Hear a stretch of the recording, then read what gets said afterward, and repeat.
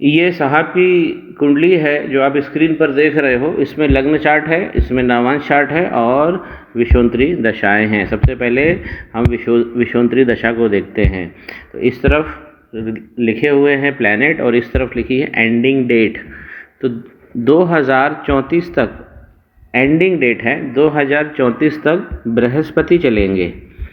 तो सबसे पहले हम कुंडली में देखें कि बृहस्पति किस रूप में बैठे हुए हैं। तो देखिए बृहस्पति 8वें घर में बैठ गए हैं। तो ये भी सबसे ज़्यादा खराब है और उससे ज़्यादा खराब ये है कि 10 नंबर राशि लेकर बैठे हैं। तो मकर राशि में जुपिटर पूरी तरह डेबिलिटेट हो जाते हैं। ये सबसे बड़ी दिक्कत हो गई है। और अब देखिए लग्न चार्ट को समझिए, ये है पहला घर। तो यहाँ पर 3 लिखा हुआ है, यानी कि हो गई मिथुन राशि। इसके स्वामी जहाँ जाकर बैठेंगे वहाँ उस हिसाब से आपकी जीवन की धारा बनेगी। तो जाकर मरकरी कहाँ बैठे हुए हैं, 7वें भाव में बैठे हुए हैं। ये शादी का भाव है और 17 डिग्री लेकर बैठे हुए हैं। राशि भी गुरु की है। अब देखिए गुरु की राशि में ये हो रहा है कि यहाँ पर 9 लिखा हुआ है, जो पार्टनर का घर है। यहाँ 9 लिखा है। 9 के जो ग्रह बने, इस घर के जो स्वामी बने वो बृहस्पति, और देखिए एक घर आगे जाकर बैठ गए हैं और अपनी डेबिलिटेट राशि में बैठ गए, मकर राशि में। तो गुरु की तो बहुत बड़ी समस्या हो गई।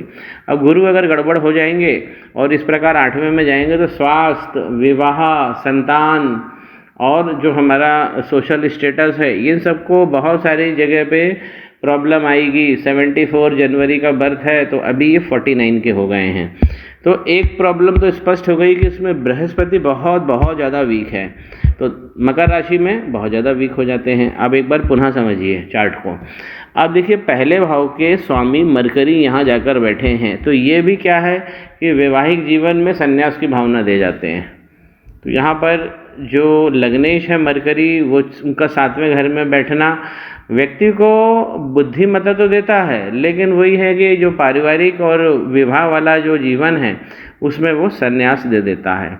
अब आप तीसरा एंगल समझिए कि पहला घर है, यहाँ शनि केतु भगवान का शापित दोष लग गया है। इससे बड़ी चीज़ क्या हो गई है कि यहाँ पर केतु और यहाँ पर राहु और सारे ग्रह यहाँ पर इकट्ठे हो गए हैं। तो यहाँ पर इनको कालसर्प दोष भी लग गया है। तो कालसर्प दोष का निवारण सबसे पहले कराना है भाई। हड्डी, दांत, बाल, त्वचा, स्वास्थ्य की ये सब परेशानियाँ इनको आएंगी। और जो इनकी एज हो गई है 49, तो अब तो ये बहुत ज़्यादा एकदम खुलकर आएगी। तो सबसे पहले तो हमको विवाह का घर अगर हम देख रहे हैं तो एक तो यहाँ पर ये 1 और 7 घर के अंदर ये इस एक्सिस पे कालसर्प दोष लग गया है। थोड़ा सा और देखिए यहाँ पर।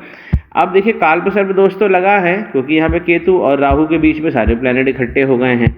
अब दो दुर्योग अलग से लग गए हैं, वो है शनि और केतु भी यहीं बैठ गए हैं, तो शापित दोष बन गया है। यहाँ पर राहु और सूर्य बैठ गए हैं, तो यहाँ पर ग्रहण भी लग गया है इनके सूर्य को। तो यहाँ ये 2 प्रॉब्लम और आ गई है। तो शापित भी हो गया यहाँ पर शनि केतु का, राहु सूर्य का ग्रहण हो गया, और फिर ऊपर से ये तो लगा ही हुआ है कालसर्प दोष। ये तीसरी प्रॉब्लम हो गई। चौथी प्रॉब्लम हो गई कि यहाँ पे जुपिटर जो है पूरी तरह ख़त्म हो गए 8वें घर में मकर राशि में आके। तो इसमें इनका जो हौसला है वो अभी बना रहेगा। क्यों? क्योंकि मंगल पहले ही भाव में, यहाँ पहले अपनी स्वयं की राशि में बैठे और ये लाभ का भाव है। तो मंगल ये लाभ तो देने को बैठे हैं। चंद्रमा भी इनको लाभ दे देंगे।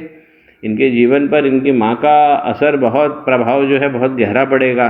तो मंगल और चंद्रमा ये तो बहुत अच्छे हैं। वीनस भी इनको जमीन के नीचे की संपत्तियाँ दे देंगे, 8वें घर में बैठे हुए हैं। फिल्म प्रोडक्शन से इनको पैसा मिल सकता है, कॉस्मेटिक्स का काम करके मिल सकता है। तो वीनस इनके अच्छे हैं और इनको वक्री बैठे हैं। अब ये वाले जो प्लैनेट हैं गुरु और कालसर्प दोष और शापित दोष और यहाँ पर ग्रहण, ये 3 दोष इनके दूर करने होंगे भाई साहब। ये बहुत कठिन कुंडली हो गई है, बहुत ज़्यादा कठिन कुंडली हो गई है। नवांश में जो इनका प्रोग्रेस की लाइफ है उसमें भी मंगल देखिए 4थे घर पे आ रहे हैं और इसमें 4 लिखा हुआ है, यानी मंगल भी पूरी तरह डेबिलिटेट हो गए हैं।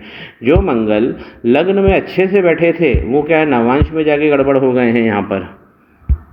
और अब आप समझिए यहाँ पर जो ऊपर यहाँ पर चंद्रमा अच्छे बैठे हुए थे ये, तो यहाँ पर भी आप देखिए चंद्रमा और केतु का कॉम्बिनेशन हो गया 8वें घर में। तो न्यूरोलॉजिकल प्रॉब्लम, ये नसों की प्रॉब्लम और ख़ास इनकी मदर को ये सब चीज़ें प्रॉब्लम, न्यूरोलॉजिकल प्रॉब्लम, नर्व से जुड़ी हुई, तो ये सब भी चीज़ें होंगी। अब ये आठवां घर है और यहाँ पर देखिए शनि भगवान लाभ में है, सूर्य अपने ही वर्गोत्तम होकर बैठे हैं। तो नवांश कुंडली में राहु डिफरेंट चले जाते हैं, सूर्य से अलग हट जाते हैं, लेकिन जो हमारा बेसिक चार्ट है उसके अंदर तो ग्रहण लगा ही हुआ है, तो बेसिक जो हम ऐसा करना चाहते हैं कि यहाँ पर कालसर्प दोष का इलाज हो जाए और यहाँ पे शापित दोष जो लगा हुआ है उसका इलाज हो जाए और जो ग्रहण है उसका भी इलाज हो जाए।